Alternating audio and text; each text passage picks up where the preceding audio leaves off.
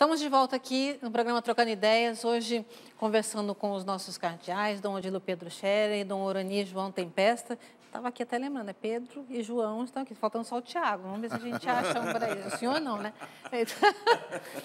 Mas começamos falando sobre a exortação apostólica pós-sinodal, que foi lançada pelo Papa Francisco na semana passada, e aí já engrenamos no assunto da família, também da questão do motu proprio sobre a nulidade matrimonial, e estamos caminhando. Qual é a sua dúvida? Qual é a sua pergunta? Mande para nós, esse nosso bloco é curto, já me avisaram que eu estourei o bloco passado, então, mas dá tempo ainda de você fazer a sua pergunta. Dom Odilo, como é que... aqui tem outra pergunta falando a respeito agora desse surto da H1N1. Eu sei que é cada diocese, mas como que a igreja hoje orienta, por questões de segurança, o recebimento da Sagrada Eucaristia? A mão, a boca, duas espécies? Então, vamos tentar ser breves nas respostas para ter mais perguntas a responder. Olha, primeiramente vale o bom senso. Então, quem está doente, cuide-se e não transmita. Segundo, vamos seguir as normas gerais de higiene, de cuidados para não transmitir e para não pegar o H1N1, a gripe. Seguir aquelas orientações que são dadas pelo Ministério da Saúde e assim por diante, né? Essas são as normas gerais. Agora, as pessoas querem saber em relação à comunhão. Eu pergunto, por que tanta preocupação em relação à comunhão? Será que é tão perigoso tomar comunhão? É tão perigoso ir à igreja? É essa a questão que se põe. Será que andar de metrô não é mais perigoso? De ônibus cheinho, feito lata de sardinha, ficar 1h30 dentro de um ônibus, apertado lá dentro, será que não é perigoso? Ninguém está falando. Ou então em outros tantos lugares apertadinhos, etc. Né? Será? Então, é justo a igreja que é perigosa? É justo a comunhão que é perigosa? Não, calma. Então, cada um use o bom senso. A igreja não impõe a ninguém receber a comunhão na boca, nem impõe receber na mão. Então, use o bom senso e cada um haja conforme for correto agir nas circunstâncias em que se encontra, para evitar de contagiar o irmão e também de não pegar, eventualmente, através de um contágio, não importa na igreja ou fora da igreja. Agora, eu acho que nós precisamos estar atentos a não criar uma psicose de que é perigoso ir à igreja, ou é perigoso receber a comunhão, você pode ficar doente. Eu acho que não é por aí, né? Nós criamos um problema para nós mesmos. Vai à igreja, não é perigoso, não. Receba a Eucaristia, de toda maneira, não é perigoso. O senhor acha que é só esse perigo? Eu tenho uma outra pergunta aqui para o senhor. Pode fazer. Por que a igreja, nesse tempo de questões de saúde, não aceita as confissões via telefone ou VoIP? Na realidade, todos os sacramentos supõem a presença, o presencial, não é? Então, o presencial faz parte da vida sacramental da igreja e até hoje não foi modificado. Mesmo quando se trata da Eucaristia, por exemplo, da missa, que você assiste pela televisão, não é? Ela serve para quem está doente, quem não pode sair de casa e tudo mais, mas não é válida para quem pode ir à igreja. Sempre supõe a presença, né? A presença da pessoa no sacramento, em todos os sacramentos, inclusive justamente a confissão, tá? Se quiser o sacramento da confissão, precisa ser justamente ali, junto à presença do padre, não é? Pode, talvez, ter aconselhamento de outra forma, etc., mas a confissão sacramental, não. Né? Agora, não sei qual que é a dificuldade de confessar com relação à questão de surto de doença, né? Porque não há tanta dificuldade assim. E acho que é possível muito bem você fazer, né, aquilo que o Ministério está lembrando, você lavar várias vezes a mão, utilizar o gel antisséptico, essas questões todas aí, para você poder não passar nenhuma doença para o outro, não é? Ter as várias questões aí prudentes, né? Mas não tem assim, essa necessidade, digamos, de mudar a prática da igreja do presencial.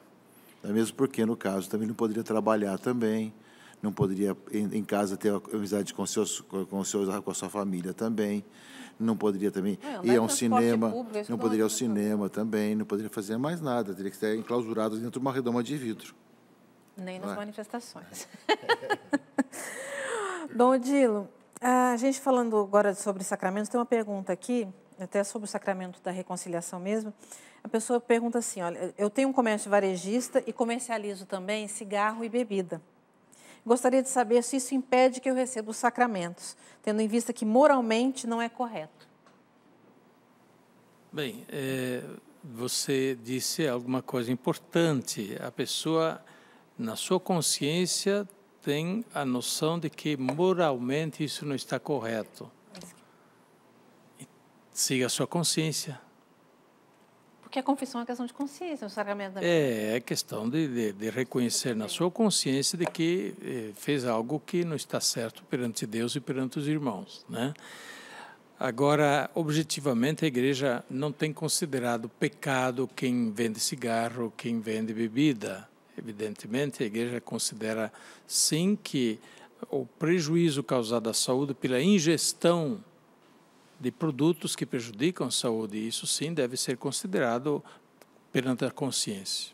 Agora, claro, diferente de quem vende droga, de quem vende produtos perigosos, etc, etc. De toda forma, quem vende cigarro, eu acho que em consciência não devia estar vendendo cigarro, para de vender cigarro. Para de vender bebida. Assim como se a gente for ver também até as farmácias hoje em dia, porque existe uma dependência tão grande de remédios também que causam, às vezes, mais mal do que bem para a gente, né? E as pessoas ficam dependentes. Então, é uma questão de consciência, gente. Vamos lá, Padre Roger.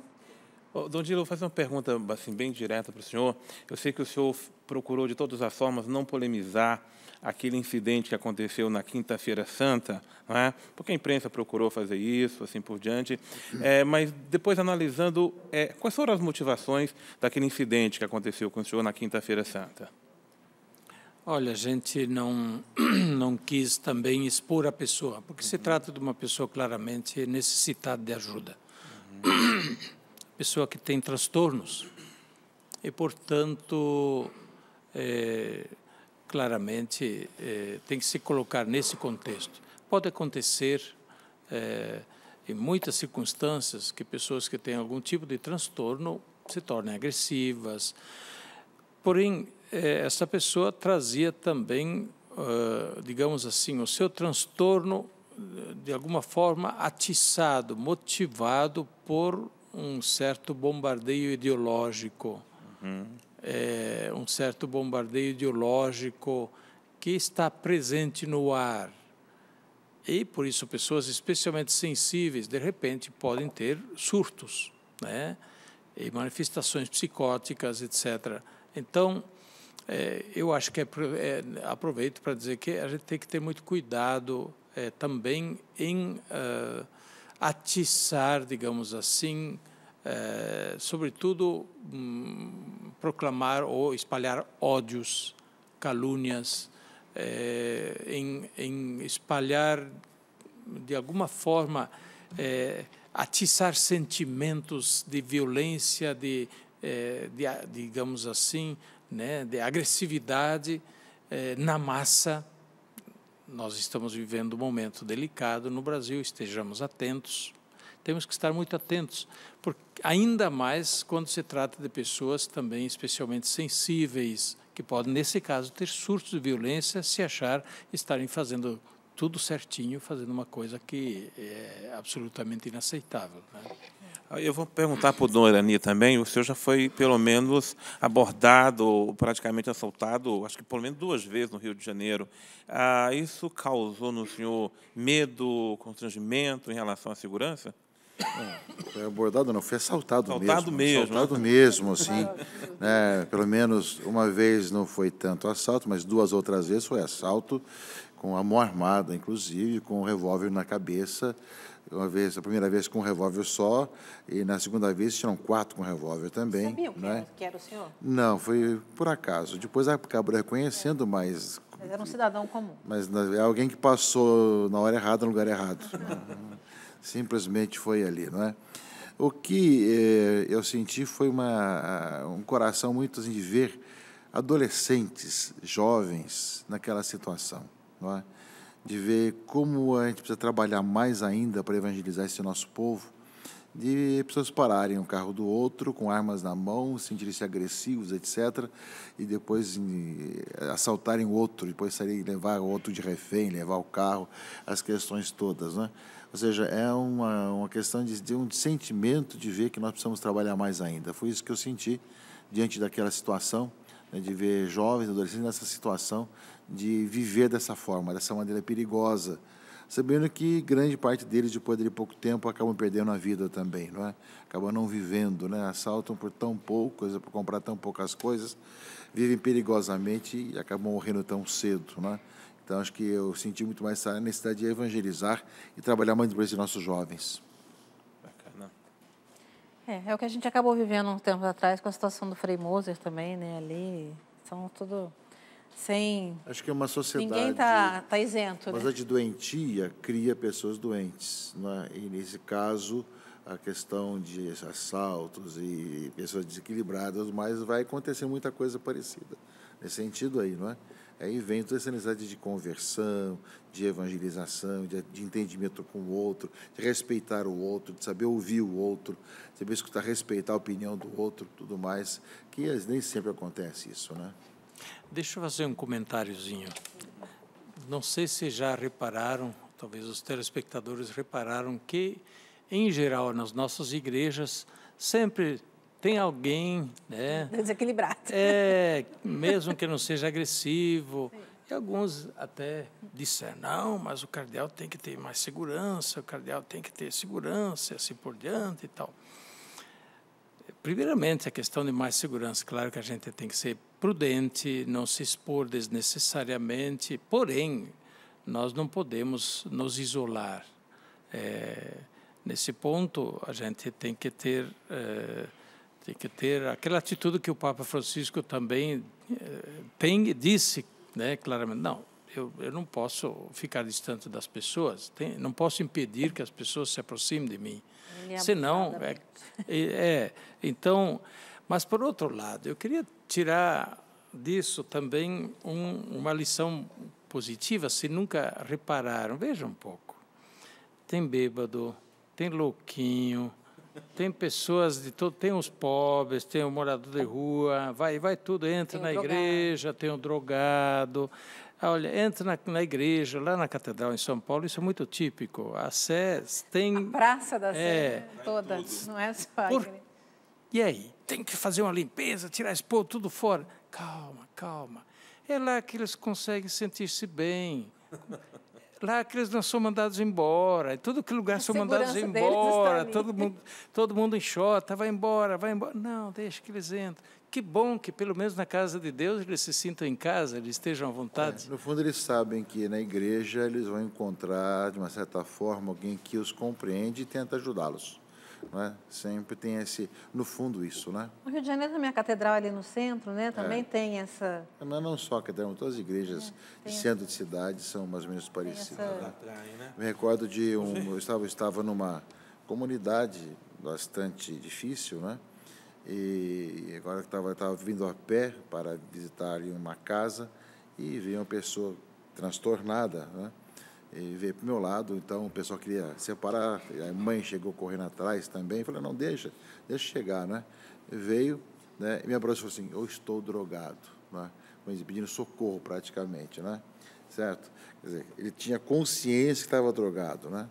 Estava no limite. São situações das pessoas que estão buscando vida, solução, e eles não sabem encontrar como, né? Para mim, isso fica muito forte no comentário do senhor anterior também, porque eu sempre batalhei comigo mesmo nessa questão. Para mim, as pessoas, fulano é missionário, né, o leigo não faz...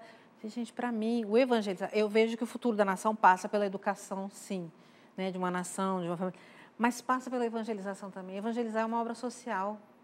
Né? Para mim, eu tenho isso muito forte. Assim, ela é também, nós não estamos... não, porque vocês não fazem nada no social. Meu Deus, um coração convertido é um coração mais fraterno, é um coração menos violento. É o caso da recuperação de pessoas quando ela não tem a parte religiosa, a pessoa não consegue se recuperar, porque ela precisa de um sentido para a vida, de valores, etc., né? E, às vezes, os governos que impedem, muitas vezes, a parte religiosa na recuperação, né, acabam recuperando muito menos, quase ninguém. A reincidência é maior, né? Do que onde tem os valores cristãos, do perdão, da reconciliação, tudo mais, né? Porque o ser humano tem essa dimensão transcendental que alguns governos sempre teimam em achar que não deve ser falado para as pessoas quando elas têm essa necessidade. O Estado é laico.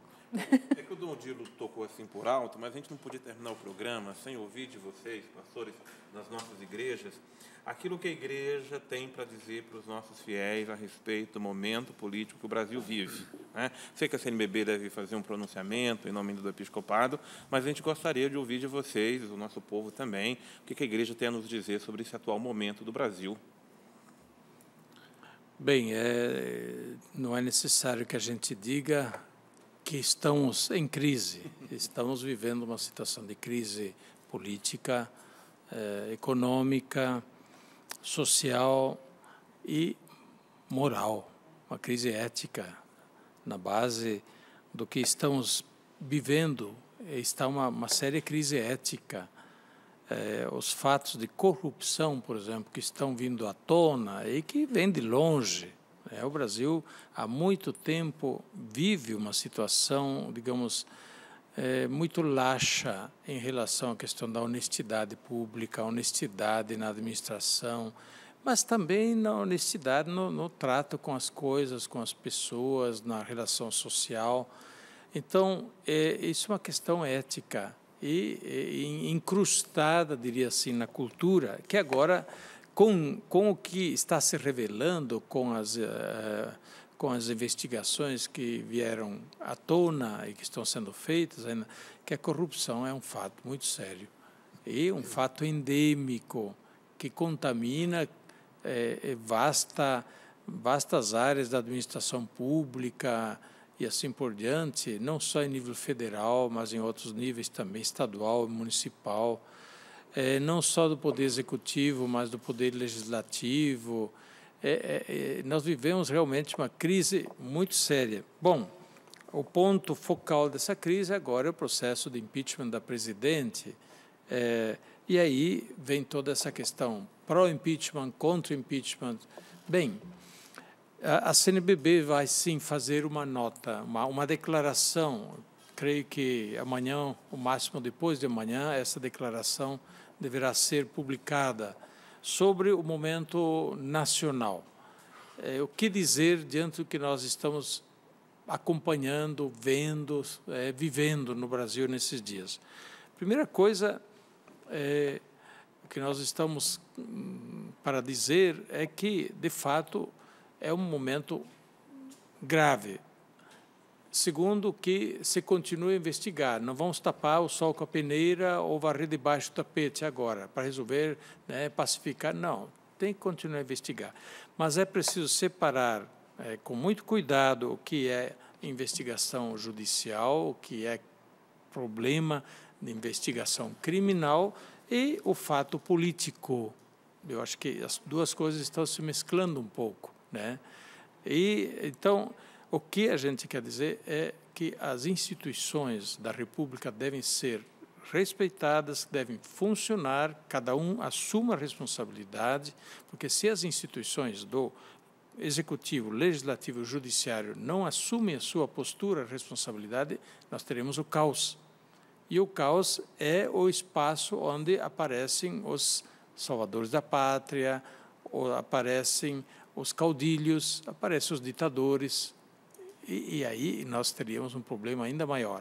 Então, por mais que nossas instituições ainda possam ser frágeis ou eventualmente com problemas, mas temos que, sim, que confiar nas instituições, que elas devem funcionar. E depois, bem, agora estamos diante do fato, vai ter impeachment ou não vai ter impeachment? Bem, deixemos que julgue e que promova o fato quem deve promover. E depois, o que vamos fazer? A posição é essa. Bem, depois vamos pensar o depois. E, portanto, o Brasil precisará, depois de um momento de diálogo muito forte, de conciliação para se pensar o país e não pensar simplesmente uma parte, outra parte, um partido, outro partido, ou o interesse corporativismo e assim por diante. Eu creio que uma palavra do Papa Francisco no Teatro Municipal no Rio de Janeiro, quando da Jornada Mundial da Juventude, quando ele estava falando para os construtores da sociedade, é uma frase, ele disse o seguinte: entre a manifestação violenta e a indiferença, existe o caminho do diálogo. E repetiu 3 vezes: diálogo, diálogo, diálogo. Essa é a minha recomendação. Acabamos de ter no Rio de Janeiro, a semana passada, parte dos encontros, justamente com esse tema, digamos assim, né? Um pouco da ética, transcendência, ética e a questão também da Laudato Si, né? Onde tivemos assim, encontro com vários segmentos da sociedade carioca e também com todo o povo em geral no Teatro Municipal. Onde a pregação do Cardeal Ravazzi e nós também foi essa como diante das várias situações, onde tem que se investigar, tem que condenar os culpados, ao mesmo tempo temos que ter liberdade de manifestar o pensamento, ao mesmo tempo respeito um para com o outro e respeitar o outro em tudo que o outro é, né? Sabendo, diante das situações, viver, digamos assim, respeitando a opinião do outro, a ideia do outro e também a solução que é dada. Nunca recorrer digamos, à violência em nenhum aspecto, né? Mas saber realmente conviver com o diferente, conviver com o outro que pensa diferente da gente e que às vezes vence uma questão de eleição, outro vence, sei lá quem for, né? Que realmente a gente possa saber viver de maneira civilizada e realmente respeitando-se mutuamente, dialogando, construindo realmente um Brasil onde realmente, além dos poderes da República serem respeitados, nós também saibamos viver essa fraternidade de irmãos que pensam diferentes um do outro, mas são irmãos que se querem bem e querem o bem do país também, cada um a seu modo, a seu jeito. E nós sabemos que dentro da igreja nós temos as várias posições posições A, B, até mais que A e B, não é? Mas cabe a nós dizermos justamente, seja lá que for, que nós continuemos a ter a única e primeira opção, como eu lembrava a oração de Santo Domingo, feita por Dom Luciano, nossa primeira opção é por Cristo, é nele que nós nos baseamos e com ele nós convivemos. Por isso eu digo, evangelizar também é um trabalho social e a nossa primeira opção é Cristo. O programa está estouradíssimo, eu quero agradecer a participação de todos vocês, a companhia aí, as pessoas que estão aqui no estúdio, imensamente, Dom Odilo e Dom Orani, né? Aqui as pessoas não param de perguntar aqui no Facebook, dizendo formação permanente, é uma formação permanente. Obrigada, Padre Roger. Boa retomada para vocês, os senhores, amanhã lá em Aparecida e nas dioceses também, que é um trabalho desafiador. Deus abençoe. Você fica aí com o programa direto de São Paulo agora, de Mãos Unidas, e mais tarde tem mais uma participação de um bispo no programa PHN. Terça-feira que vem a gente volta.